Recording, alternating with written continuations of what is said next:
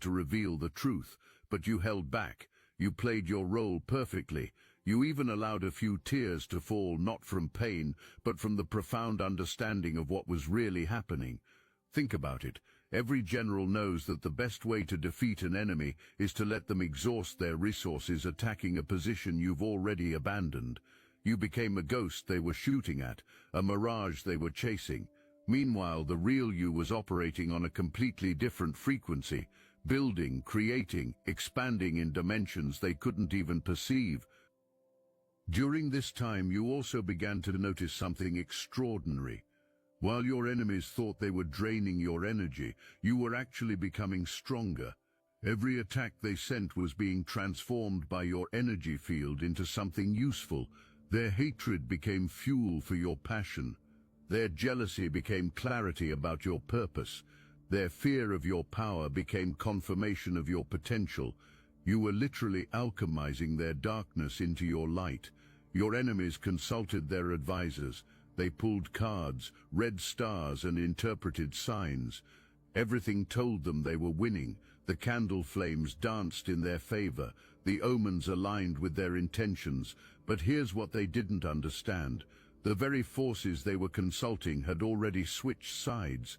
That entity they thought they'd summoned to attack you, it had been watching you long before they called its name. It recognized something in you that your enemies were too blinded by jealousy to see.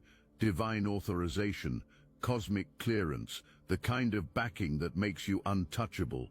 This entity, ancient and wise, saw through their petty human drama immediately. It recognized the light you carry, the mission encoded in your DNA, the importance of your role in the collective awakening.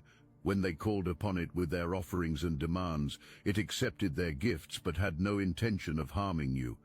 Instead, it began feeding them false information, leading them deeper into their own trap. The readings they received were masterfully crafted illusions. When they asked if their spells were working, the entity showed them symbols of success that were actually warnings of their own downfall. When they sought confirmation that you were weakening, they received visions that they interpreted as victory, but were actually showing them their own future defeat. The entity was playing a cosmic joke, and they were too arrogant to realize they were the punchline. So while they thought this entity was their weapon, it was actually feeding them false intelligence. Every reading they got was designed to make them more confident, more invested, more committed to a strategy that was destroying them from within.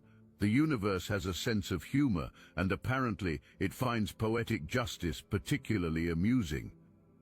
There was one particular night, about 6 weeks ago, when they performed their most powerful ritual yet. They had saved up for months to afford the materials, rare herbs burned in specific sequences, words of power spoken in ancient tongues, blood offerings made from their own fingers. They were so certain